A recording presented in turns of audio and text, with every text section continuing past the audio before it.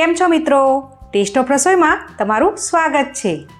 આજે હું લઈને આવી છું નાના મોટા સૌની ફેવરેટ મીઠાઈ એવી બાલુશાહીની રેસીપી।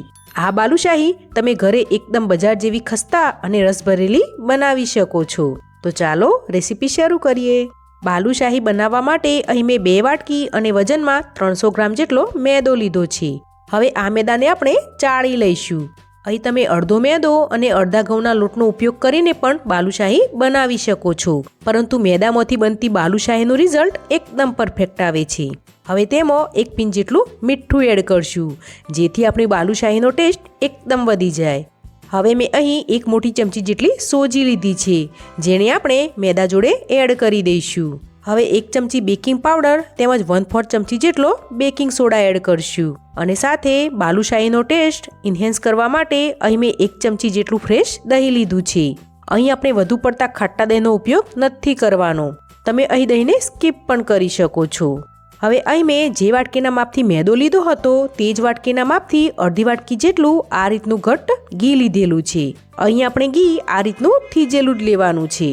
જો તમારું ઘી આ રીતનું ઘટ્ટ ન હોય તો તેને થોડી વાર માટે રેફ્રિજરેટરમાં મૂકી દેવું, જેથી તે આ રીતનું પરફેક્ટ બની જશે। હવે થોડું થોડું ઘી એડ કરતા જઈને તેને આપણે બધી જ વસ્તુ જોડે સારી રીતે મિક્સ કરતા જઈશું। અહીં આપણે હાથની મદદથી લોટને આ રીતે મસળતા જઈને બધી જ વસ્તુને એકદમ સારી રીતે મિક્સ કરી લેવાની છે, જેથી લોટના દરેક દાણામાં મોણ સારી રીતે એડ થઈ જાય અને આપણી બાલુશાહી એકદમ પરફેક્ટ તૈયાર થાય। હવે બાલુશાહીમાં મોણ ચેક કરવા માટે થોડો લોટ આ રીતે હથેળીમાં લઈ પ્રેસ કરી ચેક કરશું। જો આપણો લોટ આ રીતે મુઠ્ઠીમાં આસાનીથી બંધાઈ જતો હોય તો આપણું મોણ પરફેક્ટ છે। તો હવે જરૂર મુજબ થોડું થોડું પાણી એડ કરતા જઈને લોટને આપણે ભેગો કરી લઈશું। અહીં આપણે લોટને માત્ર હળવે હાથે ભેગો જ કરવાનો છે, તેને જરા પણ મસળવાનો નથી। જો અહીં આપણે લોટને મસરીને બાંધશું તો આપણું બાલુશાહીનું રિઝલ્ટ પરફેક્ટ નહીં મળે। તમે જોઈ શકો છો કે અહીં મેં લોટને સારી રીતે ભેગો કરી લીધો છે। અહીં આપણો લોટ રોટલીના લોટ કરતાં સહેજ કઠણ અને ભાખરીના લોટ કરતાં સહેજ નરમ હોય તેવો જ તૈયાર કરવાનો છે। હવે આ લોટને આપણે ઢાંકી 10 મિનિટનો રેસ્ટ આપીશું। આપણો લોટ રેસ્ટ કરે છે ત્યાં સુધીમાં આપણે બાલુશાહી માટેની ચાસણી રેડી કરી લઈએ। ચાસણી બનાવવા માટે મેં અહીં 1 વાટકી ખાંડ લીધી છે, તમે ખાંડની જગ્યાએ સાકરનો ઉપયોગ પણ કરી શકો છો। હવે તેમાં 2 વાટકી પાણી એડ કરશું। હવે ગેસની ફ્લેમ હાઈ રાખી આ મિશ્રણને સતત હલાવતા જઈને ખાંડને પાણીમાં સારી રીતે મેલ્ટ કરી લઈશું।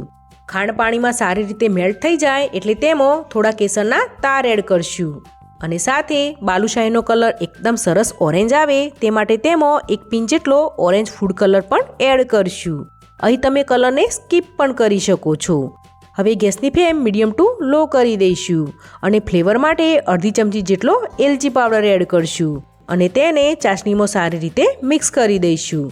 અહીં આપણે બાલુશાહી માટે કોઈ પણ ઘાટા તારની ચાસણી નથી બનાવવાની, માત્ર આ રીતે આપણી ચાસણી મધ જેટલી ઘટ્ટ થાય અને ચીપચીપી તૈયાર થાય ત્યાં સુધી તેને તૈયાર કરવાની છે। આપણી ચાસણી એકદમ પરફેક્ટ તૈયાર થઈ ગઈ છે। હવે આપણી ચાસણી ઠંડી પડ્યા પછી તેમાં ક્રિસ્ટલ ના જામે તે માટે તેમાં થોડો લીંબુનો રસ એડ કરશું। હવે ગેસની ફ્લેમ બંધ કરી ચાસણીને ઢાંકણ ઢાંકી સાઈડ પર રાખી દઈશું। 10 મિનિટ જેવું થઈ ગયું છે ને આપણો લોટ ચેક કરી લઈએ તો તે એકદમ સારી રીતે સેટ થઈ ગયો છે। હવે આ લોટને આપણે આંગળીની મદદથી હળવું પ્રેસ કરતા જઈને આ રીતે રાઉન્ડ શેપમાં ફેલાવી લઈશું।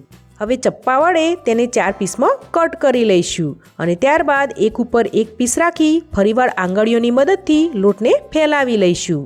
ત્યાર પછી લોટને 4 ભાગમાં ડિવાઈડ કરી એક પર એક પીસ રાખી ફરીવાર તેને ફેલાવી લઈશું।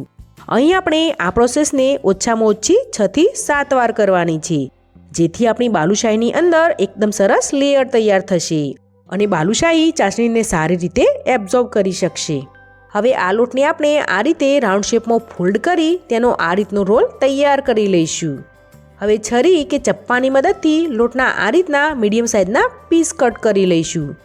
લોટના પીસ આ રીતે કટ કરવાથી આપણી બધી જ બાલુશાહી એક સરખી સાઇઝમાં તૈયાર થાય છે। તમે જોઈ શકો છો કે લોટની અંદર એકદમ સરસ લેયર પણ તૈયાર થયા છે। હવે કટ કરેલા પીસને હથેળીમાં રાખી હળવું પ્રેસ કરતા જઈને તેમાંથી એકદમ સરસ લુઓ તૈયાર કરી લઈશું। અહીં લુઓ આપણે હળવે હાથે જ તૈયાર કરવાનો છે। ત્યારબાદ લુઆને સહેજ પ્રેસ કરી તેના વચ્ચેના ભાગે વેલણ કે આંગળીની મદદથી આ રીતે હોલ તૈયાર કરી લઈશું, જેથી આપણી બાલુશાહી એકદમ સારી રીતે ફ્રાય થઈ શકે. અહીં તમને પસંદ હોય તે પ્રમાણે તમે બાલુશાહીની સાઇઝ નાની કે મોટી રાખી શકો છો. તો આ રીતે આપણે બધા જ લોટમાંથી બાલુશાહી તૈયાર કરી લીધી છે. તો હવે આ બાલુશાહીને આપણે ફટાફટ ફ્રાય કરી લઈએ. બાલુશાહી ફ્રાય કરવા માટે અહીં મેં તેલ ગરમ થવા માટે રાખ્યું છે. આપણું તેલ હળવું ગરમ થઈ ગયું છે. તો હવે આપણે તેમાં સમાય તેટલી બાલુશાહી એડ કરી લઈશું. અહીં બાલુશાહી તળવા માટે આપણે તેલનું ટેમ્પરેચર લો ટુ મીડિયમ જ રાખવાનું છે. બાલુશાહી એડ કરશું ત્યારે શરૂઆતમાં તે તેલમાં નીચે તળિયે જઈને બેસી જશે, પણ જેમ જેમ તે કૂક થશે તેમ તેમ તે તેલની સપાટી પર આવી જશે. અહીં આપણે બાલુશાહીને પલટાવવાની ઉતાવળ બિલકુલ નથી કરવાની. બાલુશાહી એક બાજુથી પ્રોપર કૂક થઈ અને તે તેલના ઉપરની સપાટીએ આવી જાય ત્યારબાદ ચમચી કે ચમચાની મદદથી બાલુશાહીને હળવે હાથે પલટાવી લેવાની છે. અહીં આપણી બાલુશાહીને એકદમ અંદર સુધી સારી રીતે કૂક કરવા માટે તેને લો ટુ મીડિયમ ગેસની ફ્લેમ પર અલટાવતા પલટાવતા જઈને બહારથી એકદમ ક્રિસ્પી તૈયાર થાય ત્યાં સુધી તેને તળી લેવાની છે.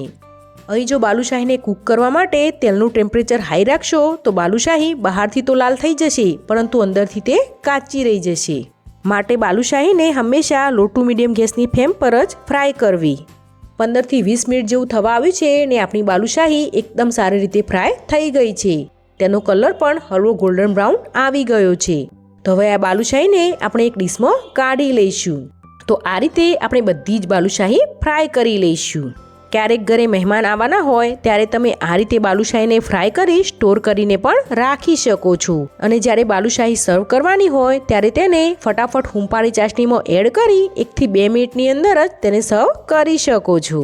તમે જોઈ શકો છો કે આપણી બાલુશાહી બહારથી એકદમ ક્રિસ્પી તૈયાર થઈ છે.